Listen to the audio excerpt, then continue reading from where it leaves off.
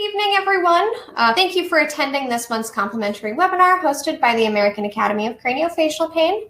Today's webinar is Why Most Practice Advertising Fails, a step-by-step guide in building a successful marketing plan, presented by Patrick Chavoustie. Attendees are encouraged to submit questions using the chat box located to the right of the screen. Questions will be addressed at the end of the presentation with a Q&A. If you're looking for more learning opportunities, please join us online at our YouTube, the American Academy of Craniofacial Pain, Facebook, or Twitter. We also are excited to present our specialty injection series hosted in Dallas on January 22nd and 23rd. It is a 2-day course. There are only 5 spots left, so make sure to register quickly so we can learn about injections. We do also have a wait list for our South Bend course that is a follow-up to this injection series. You can contact me at info@aacfp.org for more information about that. And now for your presenter. Patrick Chavoustie runs the daily operations as the CEO of BSN Enterprise, LLC, and Omni Premier Marketing.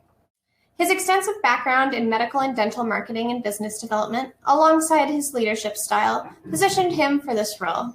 Omni Premier Marketing has expanded from working with exclusively plastic surgeons to working with multiple medical practices and developing their premier dental website design and marketing solutions under his direction. When not assisting clients or teammates, Patrick is active with multiple nonprofits in the community. Helping others and giving back is very important and something he encourages employees to do. We welcome you, Patrick, and are excited to hear what you have to say. Thank you so much for having me. I'm thrilled to be here, and I couldn't be more thankful. Welcome. I'm going to jump right into tonight's webinar and our presentation. I'm going to dive a little bit into why I like doing this presentation. I've done this across the country, it seems like, more and more, obviously, on webinars. But the reason why I like to do this webinar is to make sure that practices are actually building plans that are going to work for them.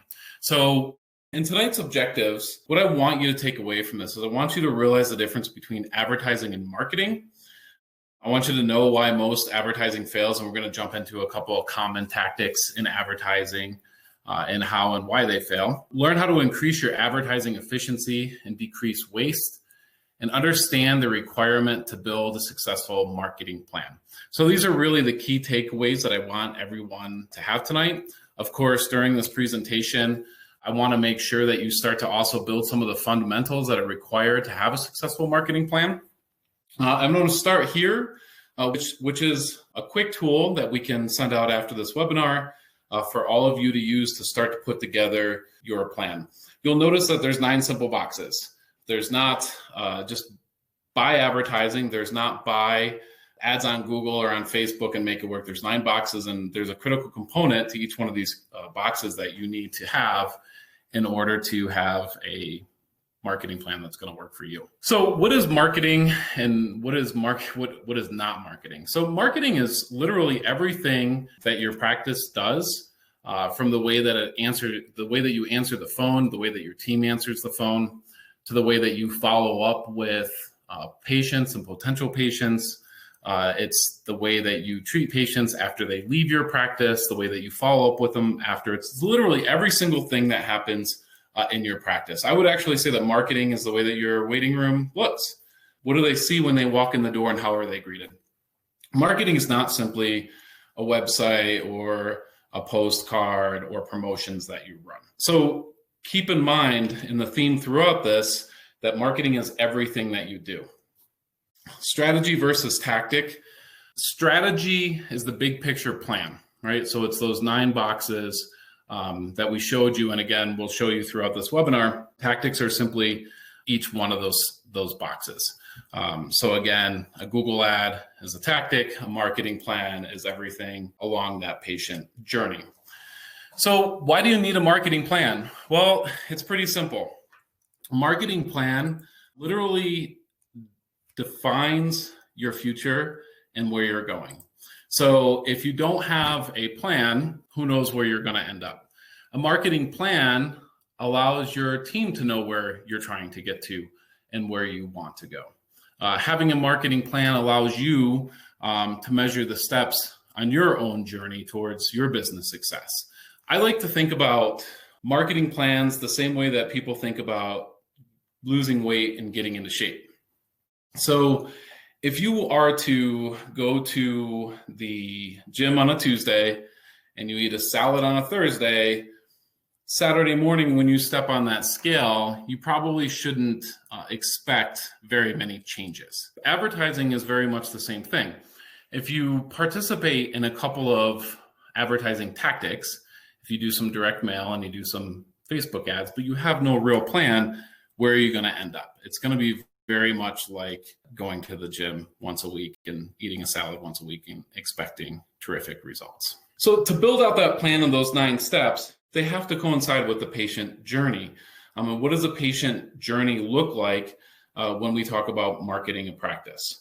So we have the before phase of that journey, we have the during phase of that journey, and then we have the after. And what we mean by that in the before is before they're an actual patient, before they've heard of your brand, right? So step 1 is identifying your niche market. Step 2 is branding and messaging to that niche market. And step 3 is the media that you're going to use to deliver that messaging. So let's talk about before a little bit. Let's talk about defining the target audience.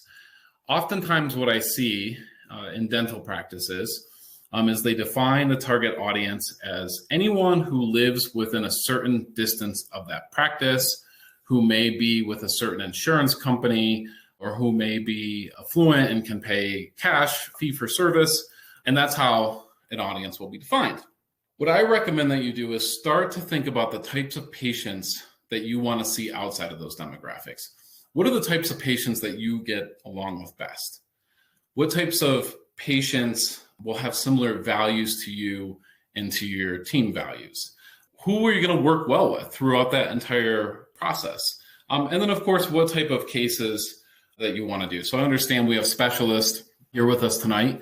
And so obviously that's kind of a no-brainer that you're going to want to see patients that have the types of issues that fit your specialty. Oftentimes, I recommend people to think about the why they're in business and try to have patients or try to think of an audience where their why is the same. So if, for instance, you want to work with professionals who have maybe are doing well now, but have let their oral health care slide in the years past or when they're younger, define that audience. And the reason why you want to define that audience is so that you can create messaging that resonates with that audience. So certain type of messaging isn't going to work well with certain audiences. And I think we all know that. So when you're creating your messaging and you have that niche audience defined, and by the way, to back up a little bit, think about niche audiences when you're looking at bringing in referrals from other healthcare professionals. So you maybe want to go direct to consumer with messaging. That would be one niche audience. You may also want to have a plan together to work for healthcare referrals. That's a completely different set of messaging, right? So once you have your niche audience, you're going to define that messaging for that niche audience, and they may vary depending on the amount of audiences that you have. So when you're creating a messaging, great marketing in your messaging should tell the audience why you should be their dentist or why they should come to you for care, what you can do for them. It needs to be clear and concise. It needs to incite emotion. And one of the ways that you can incite emotion with people is to talk about the way that they're going to feel or the way that other patients feel after they see you. So people connect with feelings, right? It's part of emotions. Incite emotions in your messaging. Don't just talk about the types of problems that you solve, and certainly don't just talk about yourself, but talk about how they're going to feel after. What does it feel like to not have pain? It's certainly much different than living with pain. That's how you can incite emotion. And make sure you offer a solution to the problem. You have to separate yourself. And oftentimes what we see doctors do is they talk about themselves, they talk about their practice, they talk about their location, they talk about their team. They never talk about the patient. Patients have problems and they want to know that you can solve those problems for them. And they want you to talk about them. They don't want you to necessarily talk about themselves. So once you've defined those niche target audiences in step one, and then you've moved on to step two and you've defined, hey, this is the messaging I'm going to get in front of those audiences. Now you can start to decide what platforms, what advertising, what tactics you're going to use to get your advertising in front of that niche audience. So I want you to think about a couple of things. I want you to think about, first of all, budget is going to play in those types of tactics, correct? You could certainly cast a very wide net and run a Super Bowl commercial. However, your budget probably doesn't fit that, right? And it may not make that much sense budget-wise. So you need to think about budget, but you also need to think about where is your audience, right? So your audience is probably not on TikTok. It may be, but it's probably not there. Your audience may be on LinkedIn. It may be on Facebook. Your audience may be using Google search. Once you know your niche audience, now you can choose those advertising platforms. And then, of course, your budget's going to play a role in that. So let's talk about the top 4 tactics that are used today. Website, very important, search engine optimization, pay-per-click marketing, and direct mail. These are the 4 major calls that we get. These are the 4 hot topic areas of today. Direct mail, we're going to definitely jump into that because it's very important. I don't want to see people wasting money there. But let's first talk about the website. Why your website matters is it's typically the very first place that anyone's going to interact with you or your practice. It literally is your first impression. If your website doesn't connect with people, it could be your last impression. And this goes for referrals as well. So people trust what they see online more than what medical professionals tell them often, certainly more than their own family and their parents. So if a doctor is referring to you and a patient goes and checks out your website first, because that's typically what they're going to do before they call you, and it's a lackluster first impression, there's a lot of people that could leave right away. So first impressions matter as far as all of these tactics that you're going to use, and it also matters as far as referrals are concerned. Your website needs to funnel people. It needs to actually convert them into patients within your practice. In order to do that, it has to be mobile friendly. 60 to 65%, this is dependent on the market, age demographic, 60 to 65% of all traffic on the internet right now, or all website traffic on the internet, is mobile. So you see people all the time on their cell phones, right? They're in lines, they're on their cell phones, in their cars, they're on their cell phones. People are sitting on their cell phones at 7 or 8 o'clock tonight. Before this webinar started, my wife was sitting right here on her cell phone while I'm on my cell phone, and we're looking at air travel for an upcoming trip, and we both have computers in front of us, but we're still on our cell phones. So the website has to be mobile friendly. Also should be unique. It needs to separate you from competitors. This may not be as important when it comes to referrals, but it's certainly when people are using Google as a way to decide who's going to be their healthcare expert. Definitely should have custom content, photos, and video. So I highly recommend that you avoid using stock photos whenever possible.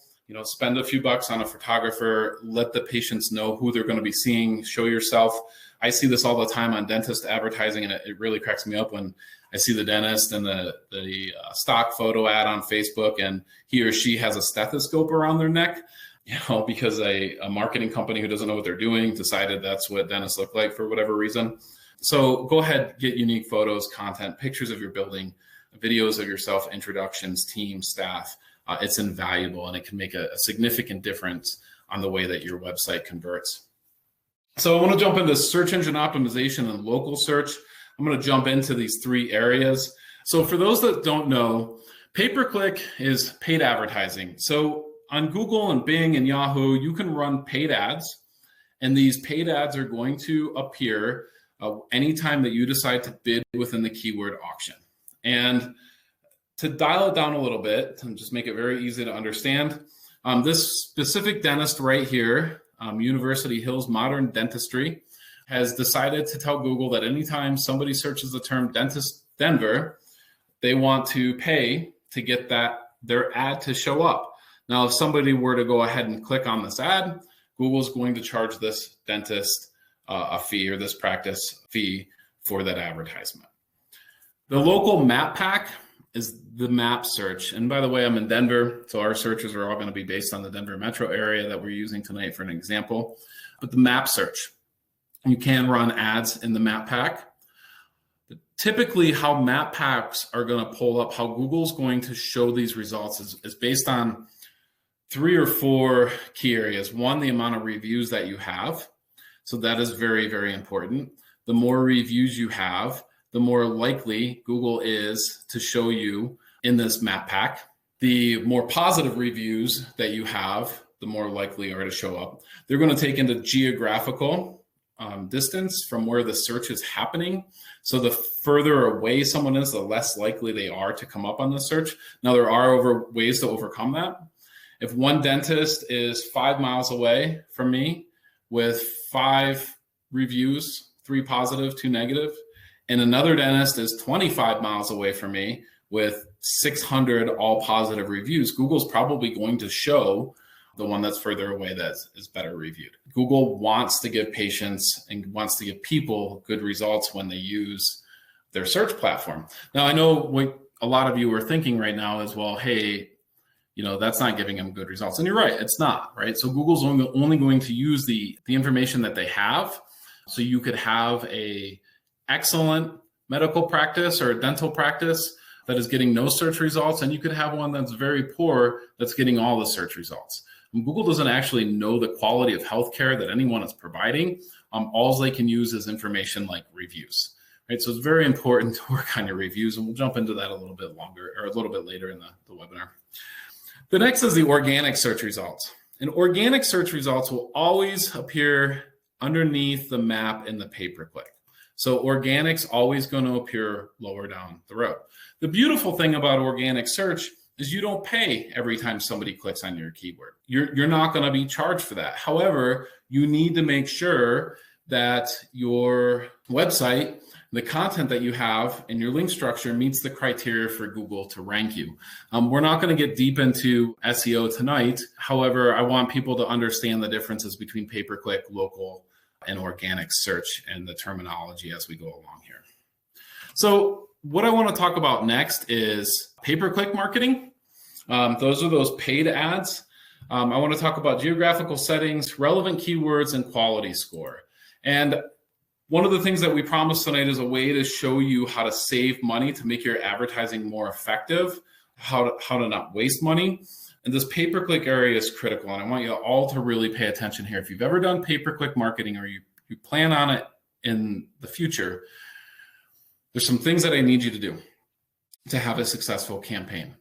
The first thing you need to do when you look at this search, we look at the search term free dentist Thornton, Colorado.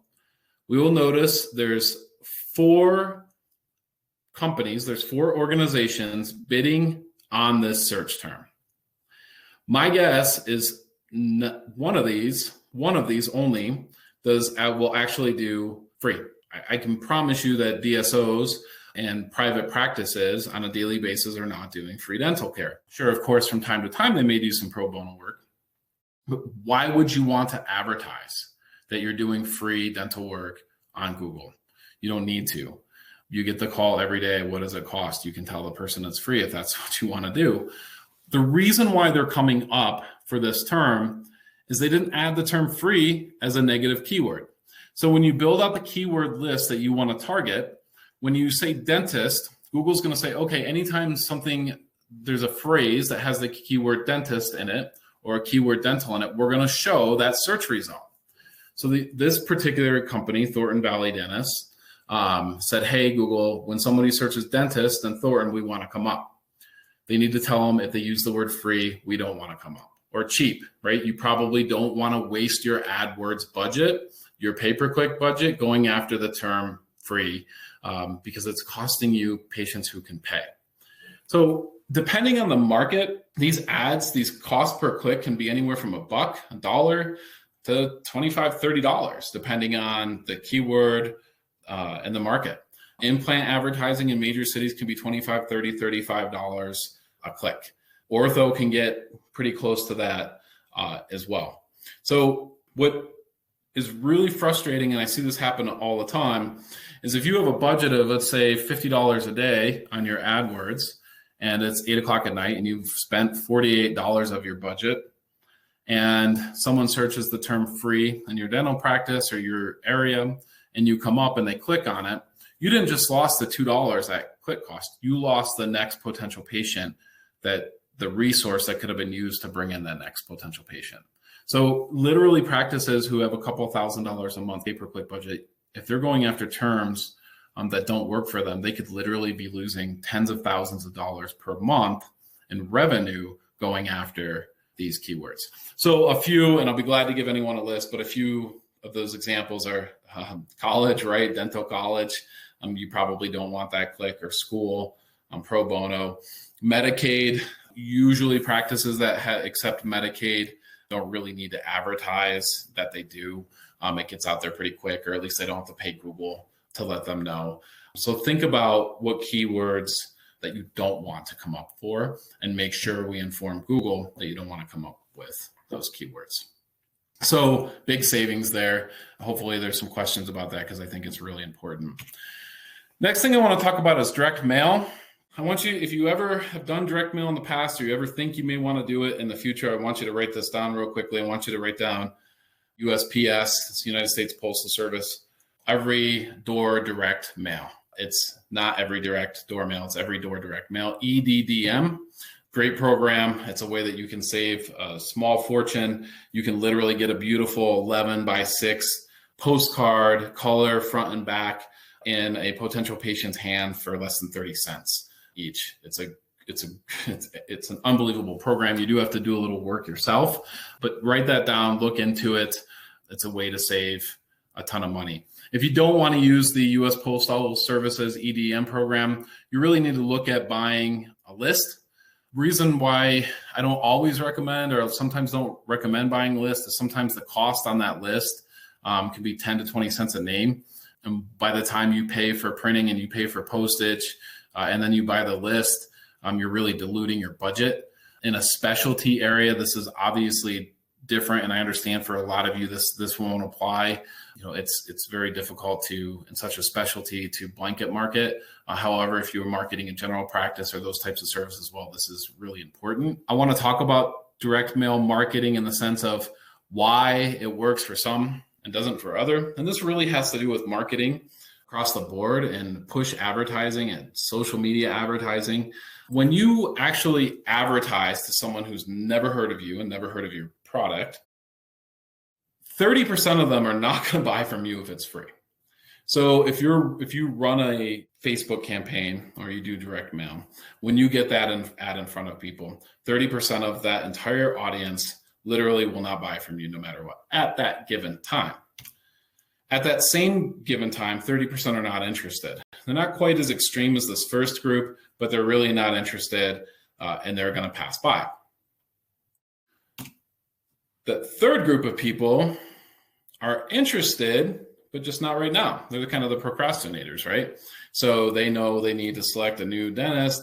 They know that they have an issue that they need to see a specialist with. I'm kind of interested in it. I'd like a little bit of more information, possibly, kind of whole hum about it, but they're open. 7% is very open to buying at this given time. So right now, 7% of that audience that gets that message is open right now. So think about reaching an audience of 10,000 people and what this looks like on your return. And again, this is your first interaction, your first contact with that group of people. The more you get your messaging in front of people, the more open they're going to become. That 30% that is not interested right now is going to be more interested the second, third, and fourth time they see your messaging. So they'll go from interested, but not right now. They'll go from very open to buying to ready to buy, right? So if we think about it, just to make it very easy, if we think about it, if somebody moves to a new area or they're searching for a dentist, and they moved last week from Massachusetts to Colorado. They're going to need a new dentist. They get a message in front of them. They're not really interested. They just moved. They're busy.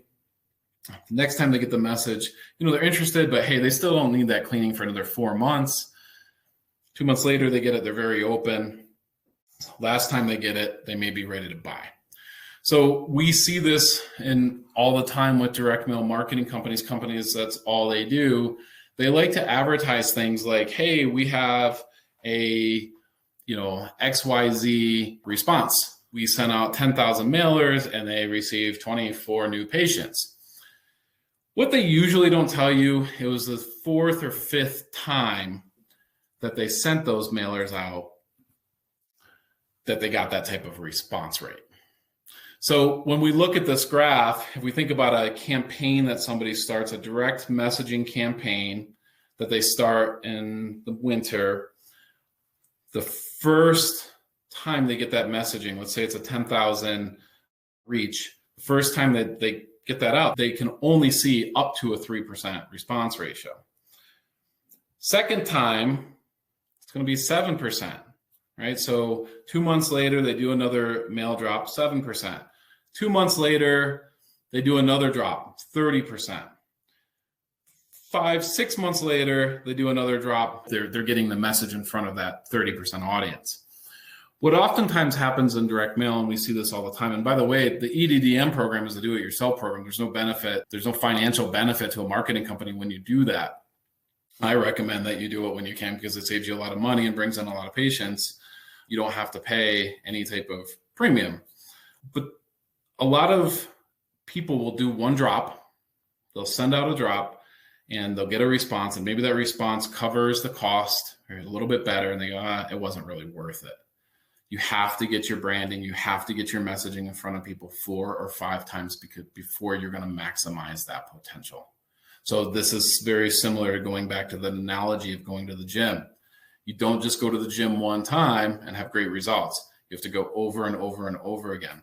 If you think about branding and messaging in today's world, I've seen, obviously I've never done the study myself, but I've seen studies in the marketing world that says today with the internet that the average person sees 15 to 20,000 different branding messages per day. If you think about it, everywhere you go, somebody's trying to advertise to you, whether it's on the street and billboards, the radio that you're listening to, your cell phone that you're not supposed to be checking when you're at a stoplight, right? When you're on the internet, Facebook will constantly have 3 or 4 messages at you at any given time, and they'll rotate those messages over and over and over again. So don't ever think that your results of an advertising campaign, a direct mail messaging campaign, a direct response campaign on Facebook, don't ever think you're going to see the maximum benefit your first or second attempt. You have to get in front of that audience over and over and over again where they're at different phases in their life of interest in your products and services. And this is a major reason why advertising campaigns oftentimes fail. This is also the reason why you'll hear some doctors say that they have a tremendous amount of success with direct mail, and you'll hear others say how it's been a complete failure. Well, how many times did you try it? What was the plan? What was the strategy? So let's move along in this patient journey. Let's talk about steps 4, 5, and 6. If you remember 1, 2, and 3, target, branding and messaging, the media that you're going to use, the advertising tactics that you're going to use. So let's jump into 4, 5, and 6. Step number 4 is what is your lead capturing system? And this is a really fancy term that I came up with for what are you going to do to make sure that every single person that ever comes in contact with you, where you get their contact information. It can be as simple as a email list, right? Just making sure that you have an Excel list that you keep everybody's name, phone number, address. You can use Google Docs. You can use paper, whatever it takes. I see, you'll see practices that'll go to some type of a health fair, or they'll go to some type of a farmer's market, and people will come up, they'll introduce them, they'll meet them, and they never get that person's contact information. Or a patient contacts your practice and they want some information, and your staff doesn't get their email address so that you can email them back. So ultimately, what I want to see people do is create their own audience to market to, so they don't have to spend money on advertising forever. So what would your practice look like? What would marketing look like? What would advertising look like in your practice? What would new patients look like if every single person that you've spoken with or had contact with your practice throughout your entire career, if you had their email address, so that you could, for almost free, market to them for the rest of their lives, right? For the rest of the time that you own that practice. So make sure that you capture the contact information of every single person that you come in contact with. Step number 6, once you have their information, let's make sure that you're putting content in front of them. Let's keep them interested in what you're doing and what's going on in your practice, right? Let's keep them in your audience. So what are some ways that you can do that? You can educate patients. A lot of different ways to educate patients. It can be written contact. It can be a weekly or a monthly 2-minute video that you put together on a symptom that you throw on YouTube and that you send out to your audience or your social media network. You can write a blog, quarterly newsletters, direct mail follow-up. I think this is really important. Patients that have come into contact with your practice in the last 6 months, when was the last time you contacted them? And if you have their address, when was the last time you sent them a letter? It's easy. It's cheap. It's much cheaper than using Google to advertise to. And of course, social media engagement. So let's talk about step number 7. Let's talk about what can you do to convert that audience into patients. So during that time that they're in your audience, you certainly need to make sure that you're building trust with them. If you're offering promotions, it's much better to offer your current audience or the audience that knows you a promotion compared to strangers, right? People that are just searching Google right now. If you have a general practice, do they know that you have an in-house plan? What type of urgency can you create with a patient? A lot of dentists, at least in our market here in Denver, and other markets that we work with across the country, complain that September is a slow month in dentistry. Well, what are you doing to make it so it's not a slow month? Maybe you can get recall to happen in September. Patients that you know that don't have children, perhaps you can get them to come in September. So once you have that audience build up, certainly take advantage of it. So after somebody becomes a patient or after somebody is ready to book with you, some things I really want you to think about in marketing, step 7, 8, and 9. Step number 7, I think, is critical. It's the most important part of marketing, in my opinion. It's a world-class experience. How are you going to deliver a world-class experience? And to me, a world-class experience isn't, having a dental spa. A big part of a world-class experience is the way that your team speaks to patients and potential patients. This is where the way that you answer the phones is important. You'd be shocked, even when we call clients, how we hear some people answer the phone, not even sure if you called the right place or not. Follow up patients via phone and email is very important. Make sure you get back to people. The greetings that you use, I think everyone in your practice should greet people the exact same way. Make sure that you get their name, address, and phone number. That's what we refer to as the NAP. If you don't have their name and address and phone number, how are you going to follow up with them? One thing that I really love to do if people ever contact you about pricing is grab their email address, let them know, hey, yeah, we're going to give you that pricing if that's your policy. I can also email you that information. So let me go ahead and get your email address and I'll send it to you. Now you have the email address to follow up with that person forever. Personal appointment reminders show up, will go way up, and it's a better experience.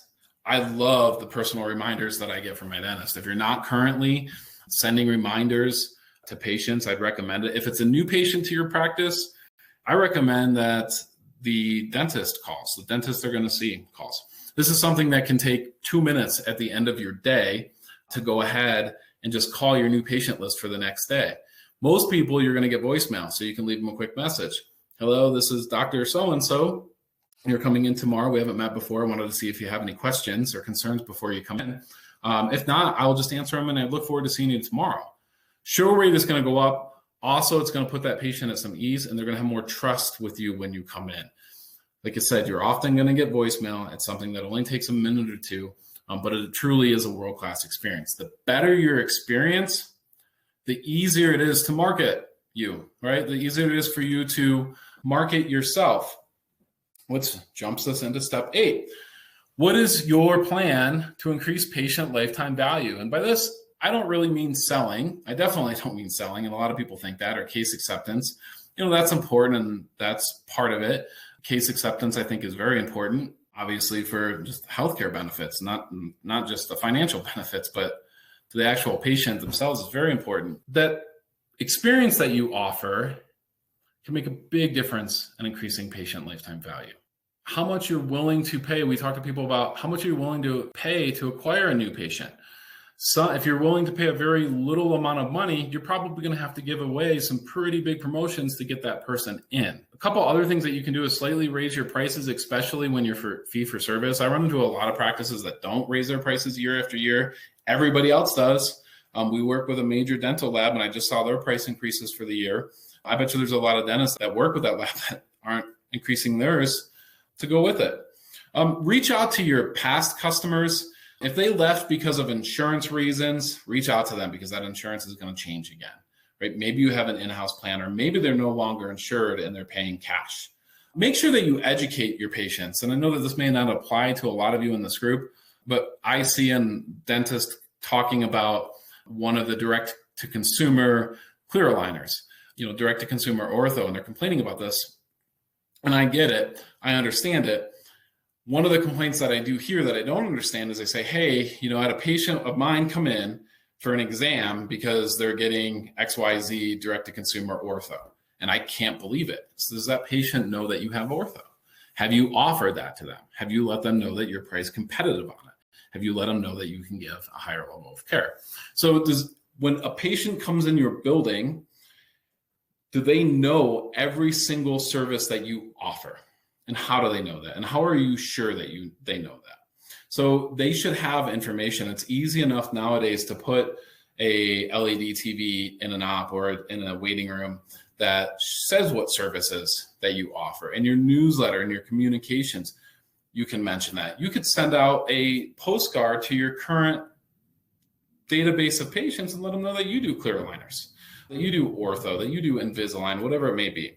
So make sure that you're educating patients, and certainly make sure that you're encouraging referrals. I oftentimes hear doctors say that they get all of their business or a great deal of business from referrals. And when you ask them, well, how are you doing that? They don't know. Well, we just do. We're just that awesome. Fantastic. That's great. Without a plan to encourage and receive more referrals, how do you know you're getting them all? What is slipping through the cracks? What aren't you getting? So make sure that you put that plan together. Don't be afraid to ask.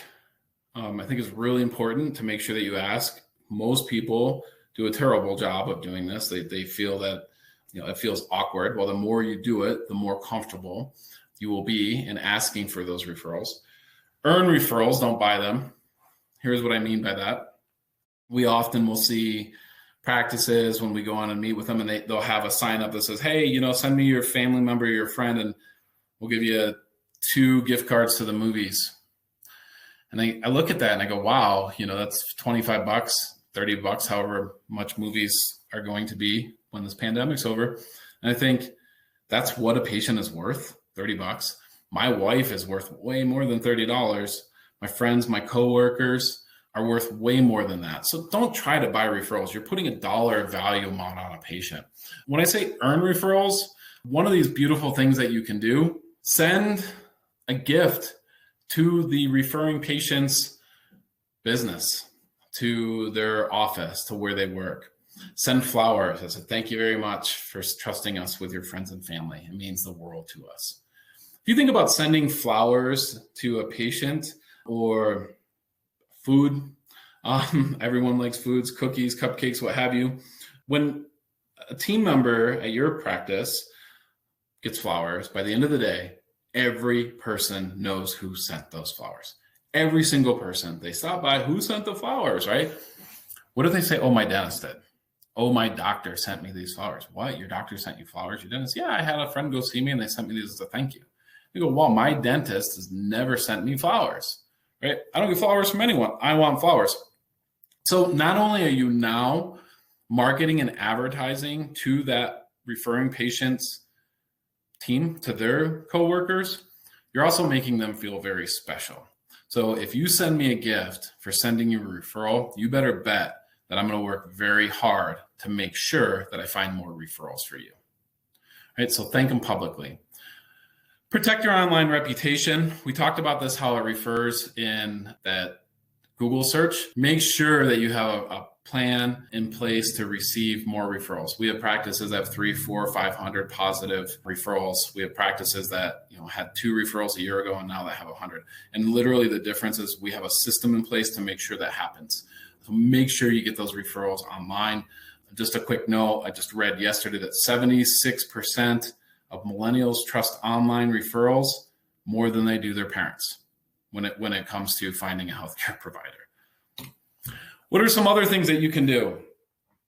Send holiday cards during the year, right? This is your current patients. So make sure that you send holiday cards. Make sure that you send a birthday card. It costs $1 to do it. Your team, when they have some downtime, can just fill these out, but it means a lot to people, right? Provide business cards to all your patients. If it was me, every time a patient left my operatory or one of my practices operatories, they would get 2 business cards that had a place to write their name on.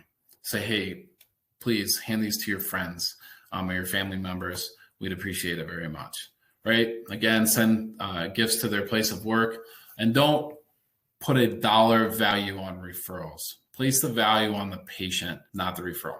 So we've covered a lot in a very short period of time. By no means is anyone supposed to become an expert from any one area of this, but hopefully you've got some solid information that you can use to make sure that you are putting together a true marketing plan and not just relying on a couple of tactics. We're going to go ahead and open it up for any questions that anyone has. So go ahead and please use the chat feature to list any questions. I see that we have quite a few, so I'm going to jump right into these, but please go ahead and send them over. So the very first question that we have is, have you had good luck with blogs as part of a marketing for medical or dental practices? The answer is yes, we have, but it has a pretty low success rate when we think about time. So in order to build a decent amount of search traffic from blogging, you need to be very consistent with your blogs. So you need to make sure that you're blogging regularly and that you're providing search relevant content. You're providing questions that people are asking online.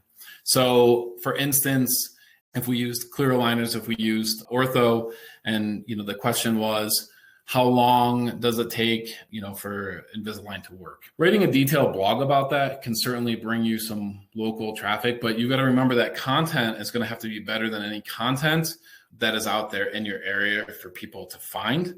I like video blogs myself. Video blogs can be transcribed, so you can turn them into written text. They're much easier and faster. Now, I know a lot of people don't like the way they look or sound on video. I will tell you, when it comes to that, is if you look at some of the biggest video content producers, if you look at Gary Vee, for instance, and you look at his very early videos that he did, they're kind of awkward, and now he's very comfortable. The more you do them, the more comfortable you'll get with them. So if you really wanted to get into blogging, if you love to write, do it. If you have the time to do it. If you want the same effect with less time, probably even more powerful conversion, I'd look at doing video blogs. So have you seen some good ideas to encourage people to write reviews? I've tried, but haven't gotten much luck. Yeah, so the best thing that you can do nowadays, this is a lot to this, but the best thing that you can do is have a system that allows you to send text reminders for reviews. So sometimes your software may have it built in already, but if it doesn't, there is programs out there. We have one that whenever a patient leaves your practice, you can prompt them for their cell phone number and basically say, hey, is it okay if we send you a text survey about your experience today? And the person goes ahead and sends that, gives you that cell phone number. You send out a message to them via text, automated, and it says, how was your experience today? The person gives you a thumbs up or a smiley face. And this is great. Please review us on Google. So most people want to give you reviews, but most people are also lazy. So you have to make it really easy for them. So I would look into a texting system in order to do that.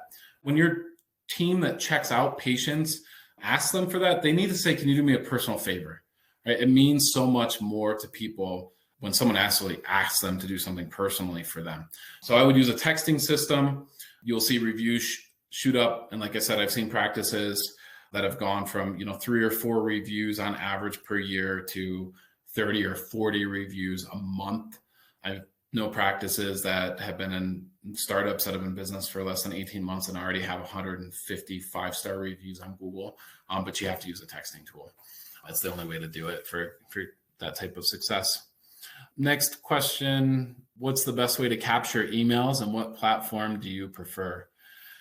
So I may need you to clarify, if you're thinking capture email addresses on your website, I'm assuming that's what you mean by that.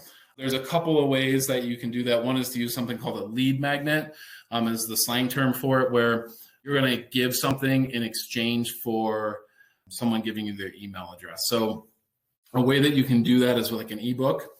Let's go back to ortho, where you can say, hey, want the complete guide to finding the right doctor to work with for ortho. And the person gives their email address and you go ahead and automatically email them an ebook. Write out these 10 steps in that process, or the 10 things to look for, 5 things to look for, the 10 questions to ask, and send it to them.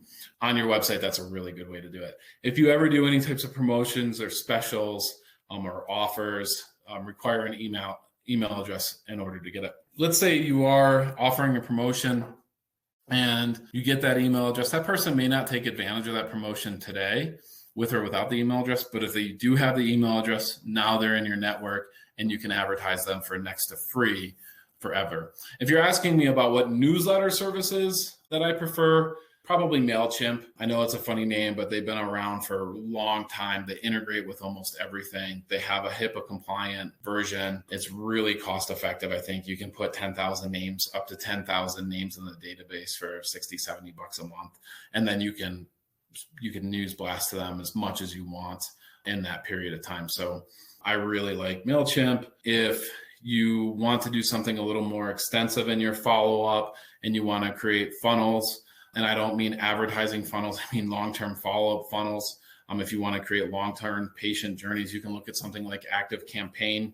They have a HIPAA compliant version that'll work well with your website, that will actually connect with your website and become very responsive to what that audience is doing. And I think they run about $250 per month. And of course, you have to operate it yourself.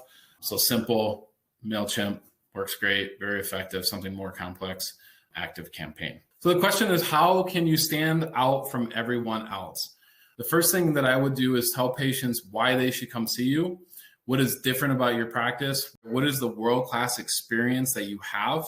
And then speak to the patient. Don't just speak about yourself, right? So let them know what you have there, but also let it know how it affects them. So anytime that you talk about a feature that you have, you need to talk about a benefit. And you really need to let that patient know why they should come see you and how they're going to feel when they come see you, as opposed to only talking about yourself. So in that very short period of time, that's one of the ways that you can make yourself stand out. And I'd be glad to offline answer any more of that anytime. Thank you very much. It's looking like we're wrapping up the questions here, and I'm just popping on to say thank you for the presentation today. Thank you very much for having me. I really appreciate it. I hope everyone got a great deal of value out of this. Absolutely. And I know that we'll be sending out that worksheet that you had at the beginning. So make sure to look for that in your emails. I think it was very informative. And I know that I learned something today and plan to put that into practice in the next few weeks. So I appreciate that. Make sure to join us next month on the 10th for another webinar. Have a wonderful night. Thank you so much. Thanks, Patrick.